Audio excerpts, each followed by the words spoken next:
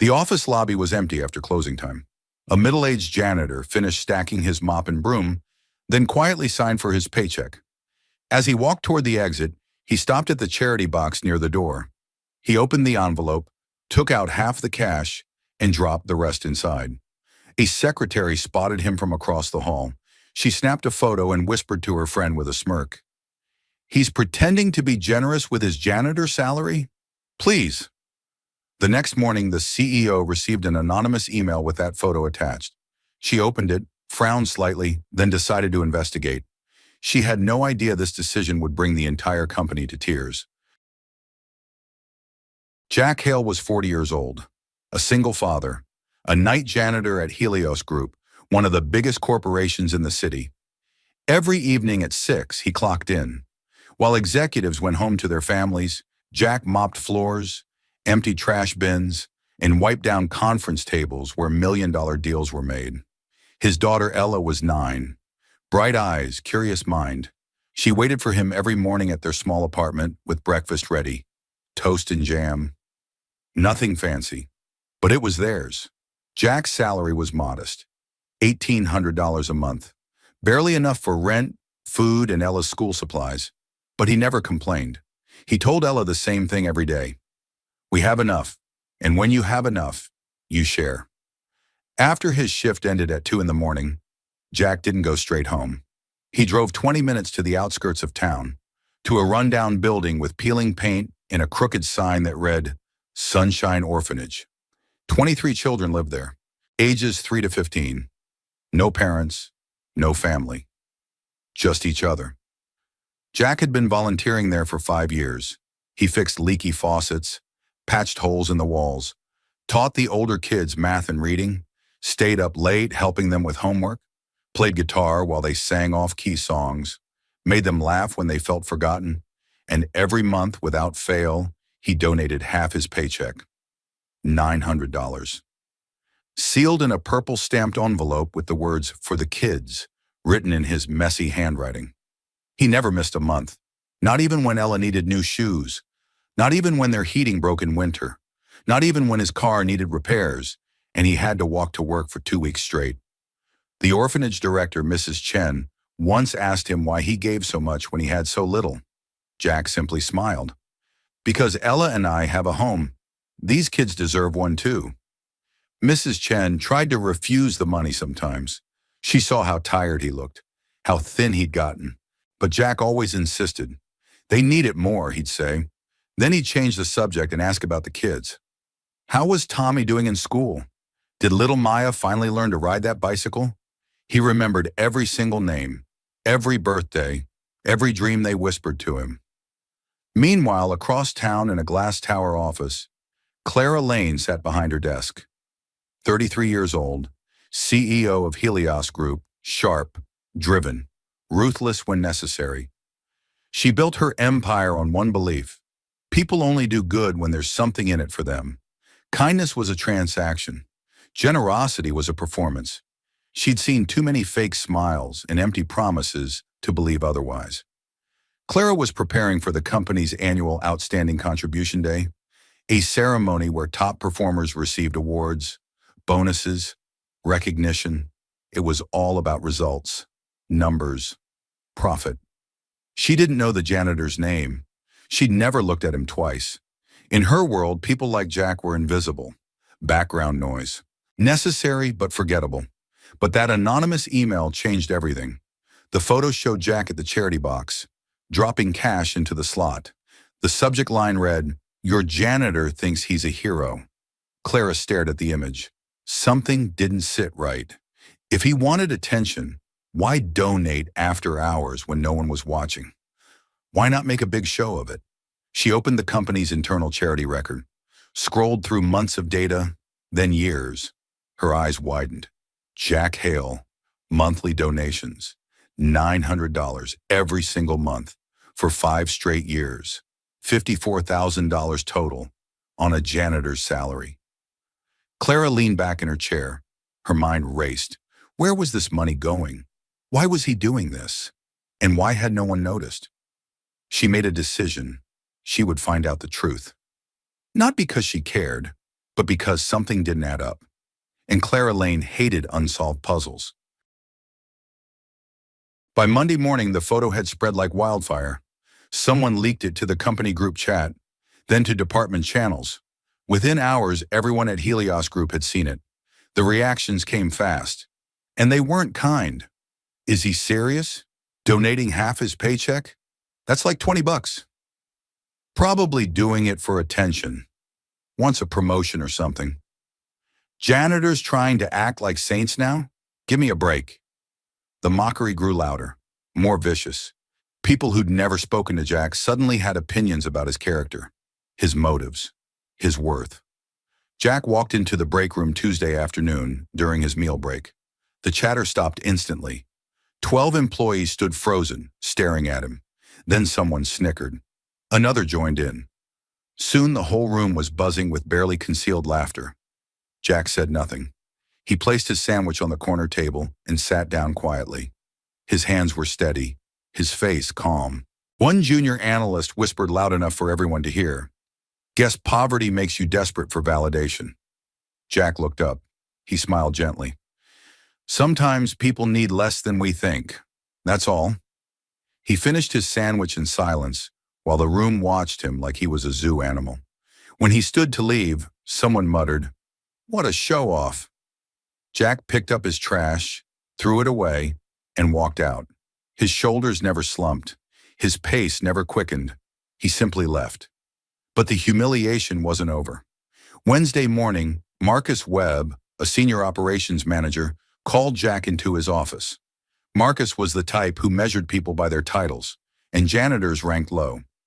"Sit down, Hale," Marcus said without looking up from his computer. Jack sat, hands folded in his lap. Marcus finally turned to face him. His expression was cold, annoyed. "I'm going to be direct. Stop showing off your fake charity act. It's embarrassing. You're making the company look bad." Jack blinked. "I'm sorry, sir. I don't understand." "Don't play dumb." Marcus leaned forward. "We all saw the photo. You stuffing money into a charity box like you're some kind of martyr. It's pathetic. You're a janitor. Act like one. Do your job. Stop trying to be something you're not." Jack's jaw tightened, but his voice stayed even. "I wasn't trying to be anything, sir. I just wanted to help." "Help?" Marcus scoffed. "You can barely help yourself. You think donating pocket change makes you special? It doesn't. It makes you look desperate. Now get out of my office and keep your little stunts out of company spaces." Jack stood slowly. He nodded once. "Understood, sir." He left the office without another word. Outside, 2 employees who'd overheard the conversation exchanged glances. One shook her head, the other shrugged. No one defended him. No one spoke up. Jack was alone. That evening, Clara Lane sat in her executive suite reviewing quarterly reports. But her mind kept drifting back to Jack Hale. The numbers didn't lie. $54,000 over 5 years, on an $1,800 monthly salary. She pulled up the internal accounting system again, cross-referenced the charity fund. Then she saw something that made her pause. Every donation was logged with a timestamp. Always after midnight, always after his shift ended. Never during business hours, never when anyone was around to see. If he wanted attention, this was the worst way to get it. Clara closed her laptop. She grabbed her coat and made a decision she'd never made before. She was going to follow him. Tonight. At 2:15 in the morning, Jack clocked out. He walked to his old sedan in the parking garage, got in, and drove away. Clara followed at a distance. Her sleek black car stayed 3 vehicles behind. She'd never done anything like this before.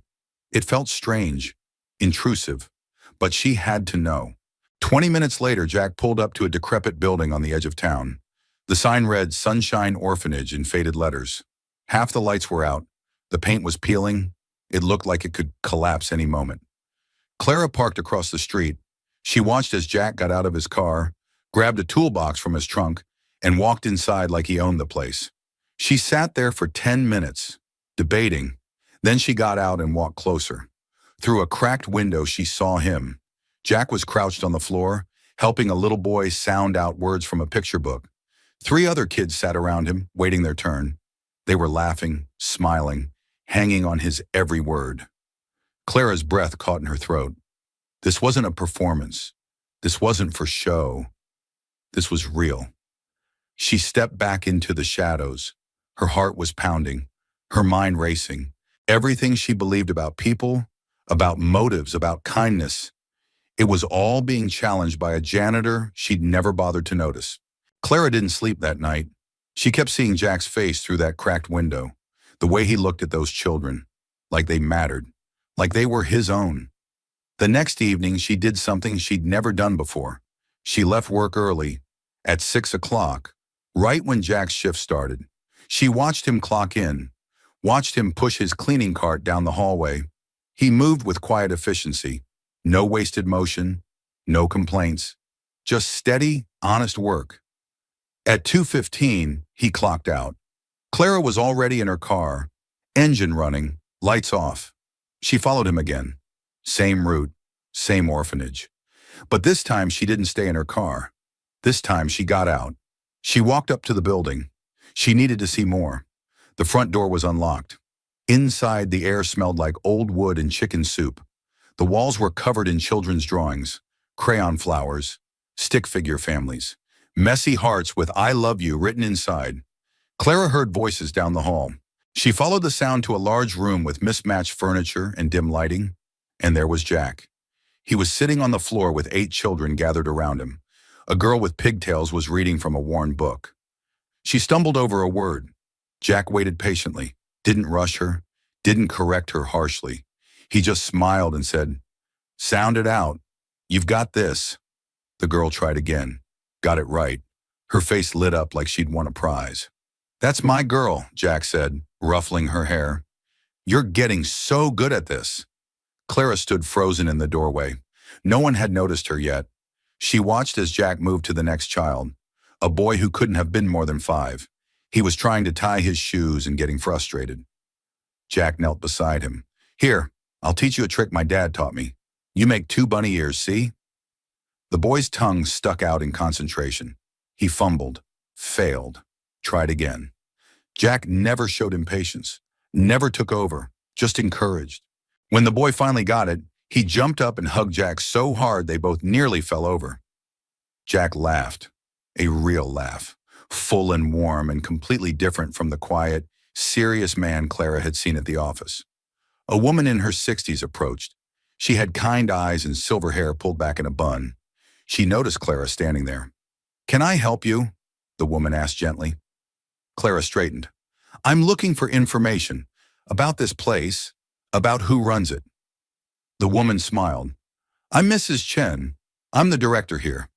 Please come to my office." Clara followed her down a narrow hallway to a small room with a desk, 2 chairs, and stacks of paperwork everywhere. "Are you from social services?" Mrs. Chen asked, settling into her chair. "No, I'm from Helios Group. I'm the CEO. Mrs. Chen's eyebrows rose. "Oh, is Jack in some kind of trouble?" "No, not at all. I just need to understand something." Clara leaned forward. "Who is responsible for keeping this place running? Who covers the costs, the maintenance, the children's needs?" Mrs. Chen's expression softened. "We have a few donors, a small government grant, but honestly, the person who keeps us alive is Jack Hale." Clara felt something twist in her chest. "The janitor?" "He doesn't like that word," Mrs. Chen said quietly. "He says work is work. Dignity isn't defined by a title." She pulled out a folder. Inside were records, donation slips, all stamped with purple ink, all signed by Jack. Month after month, year after year.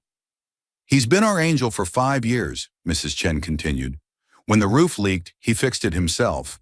When the heating broke, he worked overtime to pay for repairs. When little Maria needed surgery, he sold his truck to help cover the cost." Clara's throat tightened. "He sold his truck?" "Walked to work for 3 months until he could afford another one. An old beaten-up thing. But he never complained. Just kept showing up, kept giving, kept loving these kids like they were his own." Mrs. Chen's eyes grew misty. "Most people forget about children like ours. They're not cute babies anymore. They're not easy. Some have trauma, behavioral issues, learning disabilities. But Jack, He sees them, really sees them. He knows their names, their birthdays, their dreams. Clara couldn't speak. Her whole body felt heavy. Mrs. Chen stood and walked to the window. "Come look." Clara joined her. Through the glass, she could see the backyard. Jack was out there now with more kids. They were playing soccer with a half-deflated ball. One boy was in a wheelchair. Jack had adapted the game so he could play too. The boy was laughing so hard he was crying. "That's Marcus," Mrs. Chen said. "He came to us angry, wouldn't talk to anyone, wouldn't smile.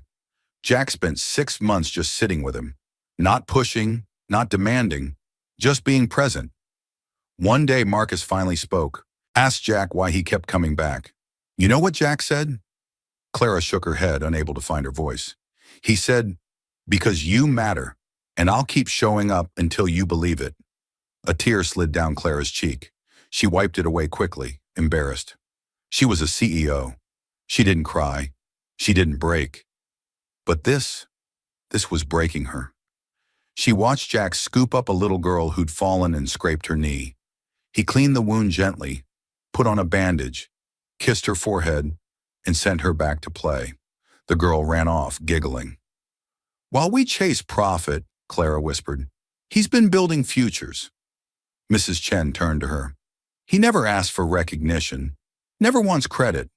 He just wants these kids to have a chance, to know they're loved, to believe they matter." Clara looked down at her hands.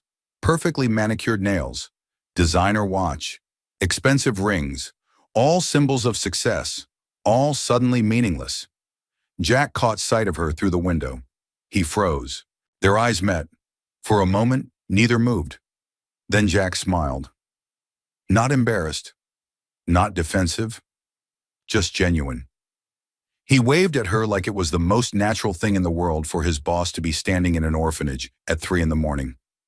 Clara raised her hand, waved back, and finally understood what kindness looked like when no one was watching. The next morning, Clara called an emergency all-staff meeting. Mandatory attendance, no exceptions. The conference hall filled quickly. Employees whispered among themselves. Some looked nervous.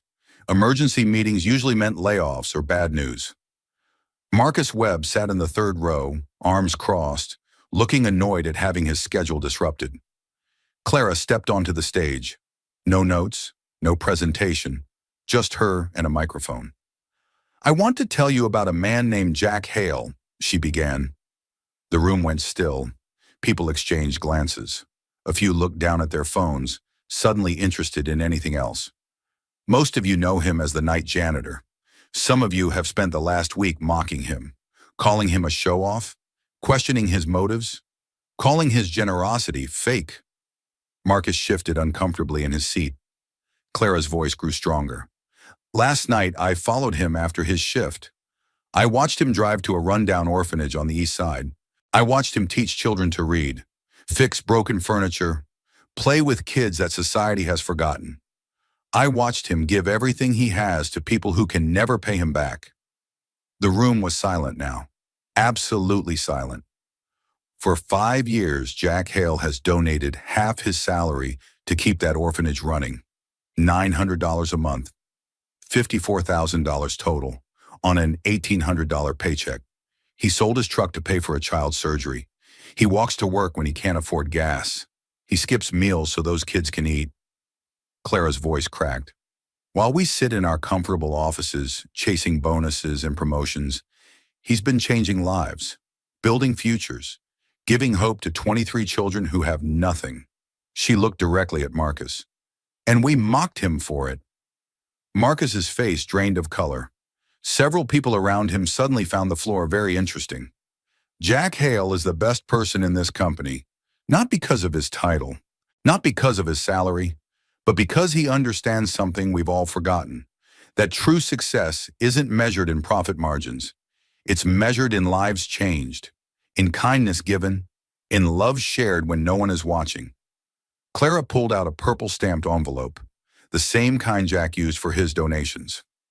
Effective immediately, Helios Group is establishing the Helios Heart Foundation. We will match every cent Jack donates, dollar for dollar, forever. And we're allocating $2 million to renovate the Sunshine Orphanage. New roof, new heating, new furniture, everything those kids need. The room erupted in applause. Some people stood. Others wiped their eyes. Clara raised her hand for silence. But that's not enough. Marcus Webb, please stand up. Marcus rose slowly, his face pale. You called Jack into your office. You told him to stop his fake charity act. You called him pathetic. You told him to act like a janitor. Clara's voice was ice. You have two choices. Apologize to Jack publicly, right now, in front of everyone, or clean out your desk. Marcus swallowed hard. I choose to apologize. I was wrong. Completely wrong. I'm sorry. Don't apologize to me, Clara said. Apologize to him. She gestured to the back of the room.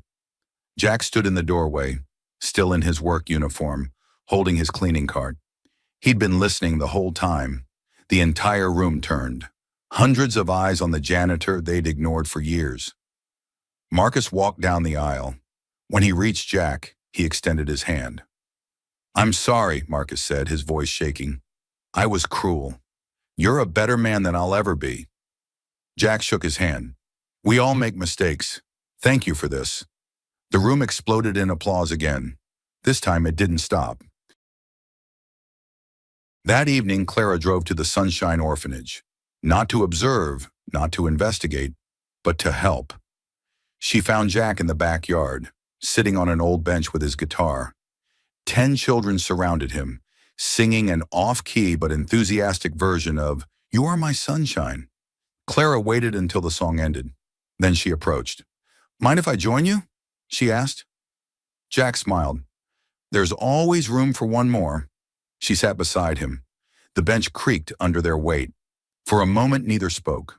They just watched the kids play in the fading sunlight. I spent my whole life believing people only do good for selfish reasons, Clara said quietly. I thought kindness was just another currency, something people traded for recognition or power. Jack strummed a chord on his guitar. And now I realize I've been living in the dark. She turned to face him. You changed my mind. You changed me. Jack shook his head. I'm just a janitor who helps some kids. No, Clara's voice was firm. You're a man who builds homes in broken hearts, who proves that one person can make a difference, who shows up every single day, even when no one's watching, even when the world mocks you, because you believe these children deserve love. She pulled out an envelope. Inside was a check. For the kids, from all of us at Helios. It's not charity, it's an investment. In futures, in hope, in everything you've been building. Jack looked at the amount. His eyes widened. This is too much. It's not nearly enough, Clara's voice broke. Teach me, please. Teach me how to love like you do, how to see people the way you see them, how to give without expecting anything back. Jack set down his guitar. He looked at her with those kind, tired eyes. It starts with showing up. That's all. You just show up for people who need you, for people who can't give you anything in return. You show up and you stay, even when it's hard, especially when it's hard. A little girl ran over and tugged on Jack's sleeve. Mr. Jack, will you read us a story before bed? Of course, sweetheart. He stood, then looked back at Clara. Want to help? Clara nodded, unable to speak past the lump in her throat. They walked inside together. 23 children gathered in the common room. Jack sat in the old armchair. Clara sat on the floor beside him. The kids piled around, some in laps, some leaning against legs, all safe and loved. As Jack read, Clara looked around at their faces. These forgotten children, these invisible kids, and she finally understood. This was the empire that mattered. Not glass towers or profit margins, but this.